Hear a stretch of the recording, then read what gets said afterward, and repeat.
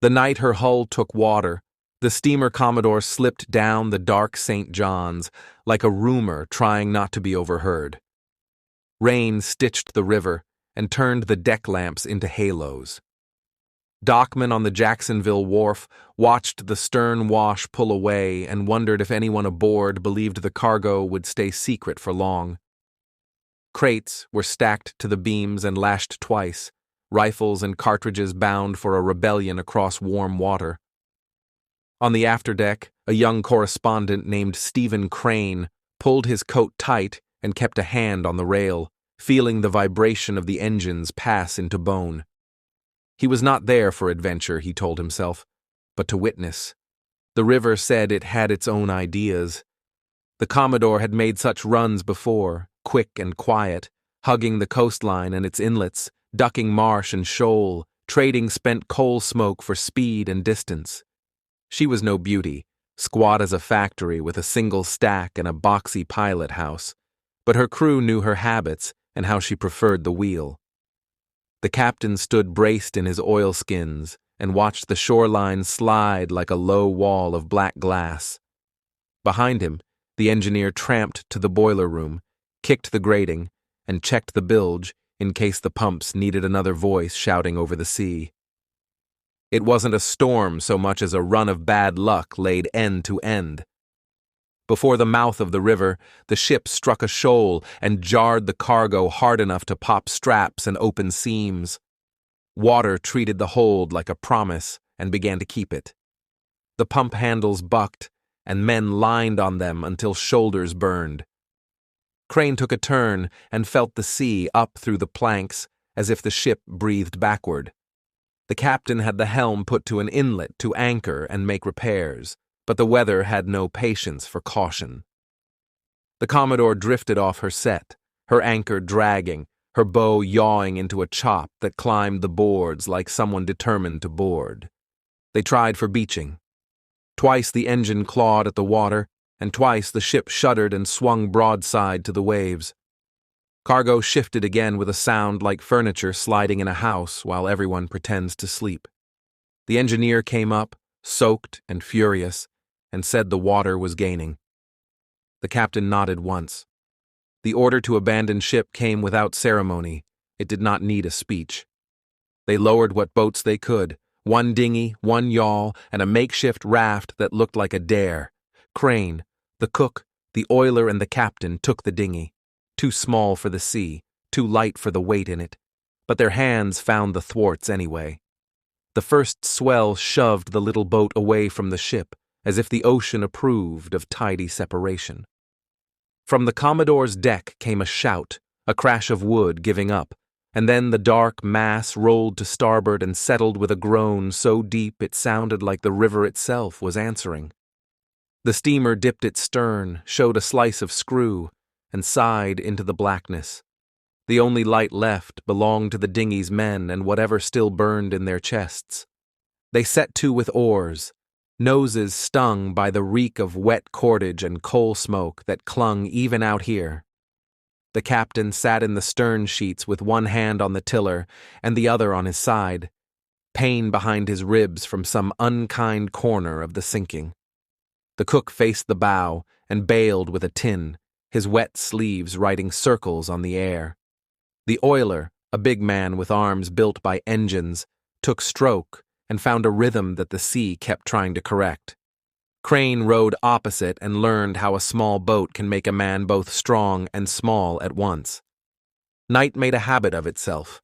They watched for a life-saving station that did not show, for a mast that did not rise, for any light not produced by stars that seemed both too close and not close enough.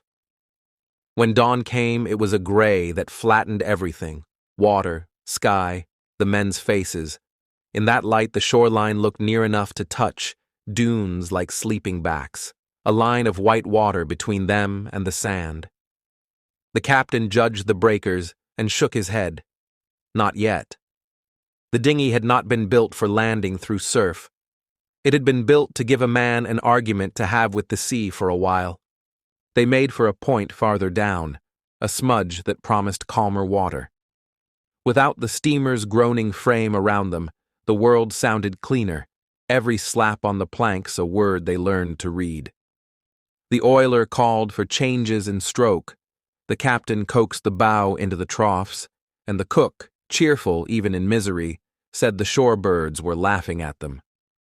Crane kept notes only in his head. Paper would have given up immediately.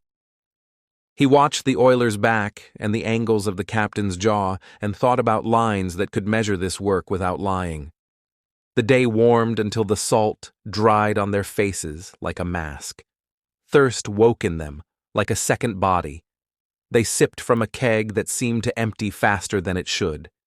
The ocean lifted them and set them down and invited them to consider how many such lifts it had in it. Once, a dorsal fin cut the surface near the bow and paced them until it decided even a hungry creature needs dignity. Later, the gray turned to a blue that made the white line of surf look like chalk. The captain pointed to a watchtower inland and said there would be a life-saving crew somewhere near. That was a hope, and they sat on it like it could float. By night, the wind freshened, and the dinghy's talk grew urgent. The men's shoulders slowed. The oiler's hands opened and closed as if the engine room were still asking him for decisions. Crane thought he might hate the sound of water forever. The darkness pressed so close it felt like something you could lean on to sleep, but every time one of them blinked too long, the dinghy changed its mind and needed every muscle they had left. The captain took the tiller in both hands and began to murmur to the boat. None of them teased him for it. With morning, the shoreline stood up into dunes and scrub, and they agreed, without voting, that this would be the day. The captain kept them outside the worst of the breakers while they waited for a lull that never looked quite good enough. The cook cleared the bailing tin and stowed it. The oiler shifted his feet and tested the way the boat responded. Crane eyed the rollers and the dark shoulders underneath. The captain said, "On the next lift." They all breathed as if air were a finite thing. The sea lifted them, hesitated, and then ran them forward like a joke told too fast. The bow skidded, the stern swung, and a breaker climbed aboard from behind as if it had paid for the ticket. The dinghy yawed, tipped, and rolled. Water became everywhere at once, sharp with sand, and louder than anything had a right to be. Crane felt bottom, hands on his collar, and then lungs shocked by cold. He came up coughing, saw the cook's round face grinning through snot and seawater, and heard the captain shouting to stay with the boat. The oiler was farther down the line of white, a dark shape rising and falling, always rising less than the last time. He swam like a man who had taught himself to forget fear, strong and direct, his jaw set the way it had been at the oars. Crane kicked toward him until another breaker took credit for deciding where anyone would go. When the wave slid off, the oiler's head was gone. Men on the beach had run into the surf by then, locals with ropes, a life-saving man with a cork belt. They hauled Crane and the cook in like netted fish and took the captain from the curl of a wave that seemed unwilling to give him up. They found the oiler on the sand a little later. For a moment they thought he might be sleeping because his face had done that tidy thing faces do when work is finished. He had been the strongest of them, and the sea had chosen him without leaving an explanation. The survivors lay under blankets and swallowed water that didn't fight them. A lifesaver brought coffee that steamed like a promise. The captain turned his face toward the dunes and counted his crew aloud, then stopped counting. The cook began to talk about a meal he would one day cook that was all butter and no hardtack, and nobody told him to be quiet. Crane sat up with the blanket around his shoulders and tried to write in a notebook that bled at every line. He put the notebook away and did the only thing that had worked since the ship went under. He watched. News of the wreck traveled as fast as a good story always does. The cargo, the secret run, the sinking, and the men in a boat. The town repeated each part as if saying it kept it true. Wreckers combed the beach for what the sea decided to return. Investigators walked the high tide line where timber and straw and cartridge boxes had come ashore. The captain spoke plainly about the shoal, the leak, the pumps, and the choice to run for an inlet. He answered the question about cargo with the same flat voice he used for the weather. The steamer's owners said the loss was sad and the cause unclear. The papers put Crane's name in a column about narrow escapes. When he was steady enough to climb stairs without counting them, Crane sat with the oiler's body and considered the unkind math of it, the way effort and skill sometimes end where they ought not. He meant to write about the ship, the arms, the chase, all the loud parts. Instead, the little boat kept rowing through his head. He remembered the captain's hand on the tiller when pain made it shake. He remembered the cook's useless jokes that somehow weren't useless. He remembered how, at the edge of sleep, the ocean had a voice that sounded like pleading and like command at once. He put all of it in order and stripped it of anything pretty that would let a reader look away. He called it The Open Boat, and it read like salt tasted. The sea off Florida kept what it wanted of the Commodore and returned what it didn't. The crates that washed ashore gave officials their proofs. The fishermen said the sandbars would change again, and something else would ground where the chart claimed deep water. The life-saving men mended their gear and checked their lookout schedule, knowing the line of white water tells the same story over and over, and never the same way twice.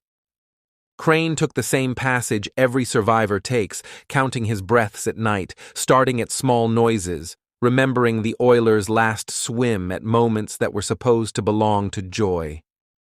When his piece ran, men who had never touched an oar felt their shoulders ache anyway, and sailors who knew the sound of a boat filling nodded at sentences that had the right kind of fatigue in them. It would have been easy to leave the rest of it in the sand. The crewmen who didn't make it to the boats, the engineer who never stopped fighting his water until the deck went out from under him, the captain who navigated grief with less swagger than he used for a channel. But the water never truly releases what it teaches. The Commodore's run reminded everyone that a ship differs from a shore not just by distance, but by rules, and that the smallest craft, poorly matched to the world, can carry a man through more truth than any deck piled with crates. On the beach where they came ashore, the tide line still moves. Pieces of iron sometimes show after storms, and children pick them up until a parent says they are not toys. On certain mornings, if you stand near the breakers and listen, you can hear the long, flat pull of water returning to itself, and the short, heavy breath of foam dropping on sand, and a rhythm starts in your shoulders, slow and stubborn, like 4 men at oars keeping time, because there's nothing else left that works. Thank you for listening to The Sunken Ledger. Subscribe for more true stories from the depths.